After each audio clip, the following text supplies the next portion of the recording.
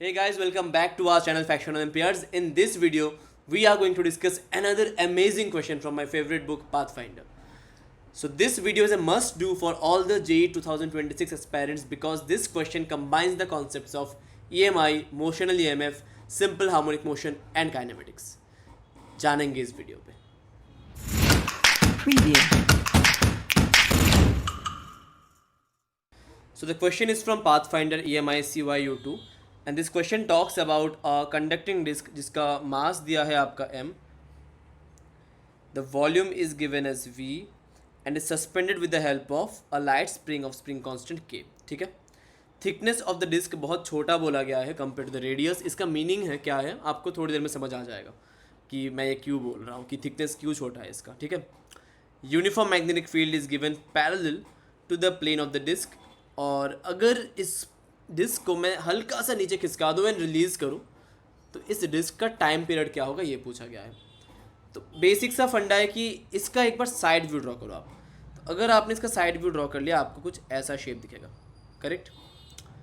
और मान लो एक इंस्टेंट पे ये कुछ नीचे जा रहा है. इसका velocity is downwards and it's v and magnetic field क्योंकि मैं साइड व्यू ड्रॉ कर रहा हूँ तो मान लो ये मेरे तरफ आए जा रहा है. तो अगर आपने इसका वी क्रॉस बी ड्रॉ किया ना, वी नीचे की तरफ है और बी ऊपर की तरफ है, तो वी क्रॉस बी अगर किया तो इस तरफ कुछ आएगा आपका फील्ड. करेक्ट. तो वी क्रॉस बी यहाँ पे किया तो आपका इस तरफ कुछ पॉजिटिव चार्ज डेवलप होना चालू होगा और इस तरफ नेगेटिव आना चालू होगा. ठीक है. तो मतलब इस तरफ कुछ आपका करंट का ड्रिफ्टिंग होगा धीरे धीरे. ठीक है. तो आप ये लिख सकते हो ना कि मोशनल ईएमएफ इसमें इलेक्ट्रिक फील्ड कितना डेवलप होना चाहिए.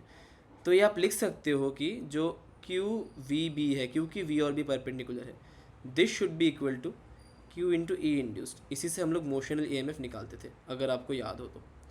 तो यहाँ से ई इंड्यूस्ड आपका आ जाएगा v times of p. Once that is done, अब आपको दिख रहा होगा कि इसका जो डिस्टेंस है, थिकनेस, इस थिकनेस को थोड़ा बहुत डी मान लो आप. और ये जो रेडियस है that is given as r मान लो. और क्वेश्चन में ये गिवन है कि डी का जो वैल्यू है that is very very less than r. ये तब होता है जब कैपेसिटर होता है.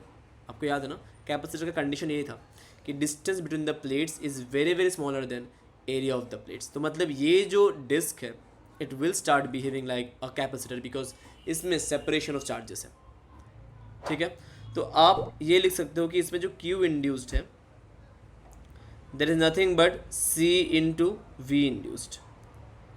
अब सी का वैल्यू क्या होगा, एप्सिलॉन नॉट एरिया, एरिया कितना, पाई आर स्क्वायर बाई डी. और वी इंड्यूस्ड क्या होगा, ई इंड्यूस्ड इंटू डी. लिख सकते हैं ना इसको हम लोग.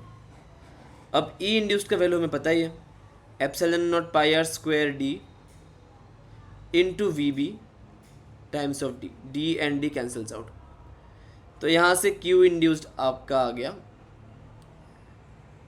Epsilon not pi R square, sorry आपको नहीं दिख रहा होगा, हाँ, epsilon not pi R square B times of we.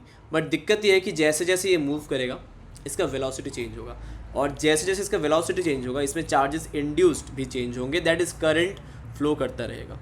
तो अब आप निकालो करंट का फंक्शन यहाँ पे. तो करंट आपका आ जाएगा D Q by D T जो कि कुछ इस तरफ होगा. करेक्ट.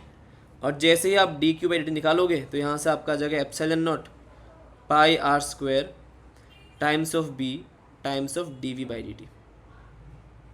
ये आ गया आपका करंट. बेहतरीन. अब क्योंकि करंट आ गया, अब करंट के चक्कर में यहाँ पे एक मैग्नेटिक फोर्स भी लगेगा क्योंकि मैग्नेटिक फील्ड में अगर करंट जनरेट हुआ तो मैग्नेटिक फोर्स तो आएगा. किस तरफ आएगा, वापस आप एल क्रॉस बी निकालोगे तो वो आएगा नीचे की तरफ. तो यहाँ पे आ गया आपका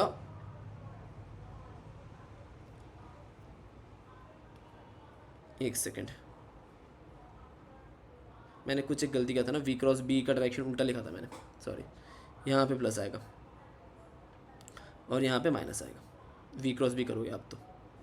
ठीक है. तो करंट भी उल्टे डायरेक्शन में होगा, करंट इस तरफ होगा. करेक्ट.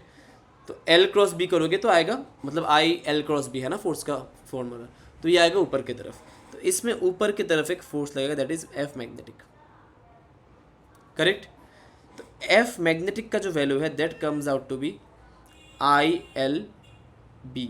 एल मतलब क्या हो गया यहाँ पे, D times of B. I का वैल्यू कितना है आप लिख लो, epsilon not pi R square B times of D, एक बी स्क्वायर आ जाएगा और साथ में रहेगा D V by D T.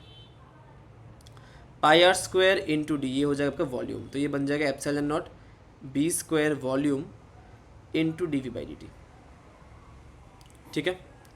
अब इसका फ्री बॉडी ड्रॉ करोगे तो ऊपर एक और फोर्स है, that is spring force which is K X. अब इस डिस्क का हम लोग इक्वेशन लिखते हैं। So the equation comes out to be, नीचे की तरफ दो फोर्सेस एम जी, सॉरी एक फोर्स एम जी, ऊपर की तरफ दो forces minus K X minus F M is equal to M A. यहाँ से आप लिख सकते हो M G minus K X minus epsilon not B square V, D V by D T को आप एक्सेलरेशन मान लो, वापस एम ए आ गया। तो यहाँ से ए आ गया आपका G by M plus epsilon not B square V minus K by M plus epsilon not B square V times of X, ठीक है। और क्योंकि ये एक कांस्टेंट टर्म है, इसको हम लोग इग्नोर कर सकते हैं in the equation of SHM, और इसको हम लोग बोल सकते हैं omega square.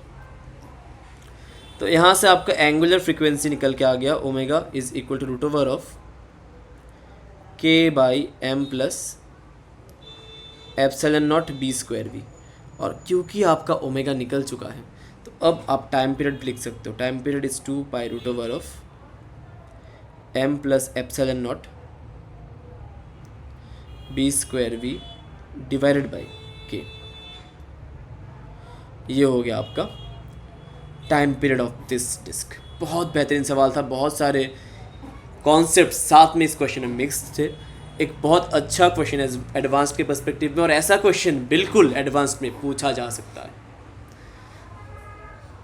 A great question from a great book. तो please do follow all this questions, जो भी मैं पाथफाइंडर सीरीज़ में लेके आ रहा हूँ, मैं वही सब क्वेश्चन आपको इस सीरीज़ के थ्रू दिखाऊंगा जो कि रिलेवेंट है जेईई एडवांस्ड के पर्सपेक्टिव से। मिलते हैं अगले वीडियो पे।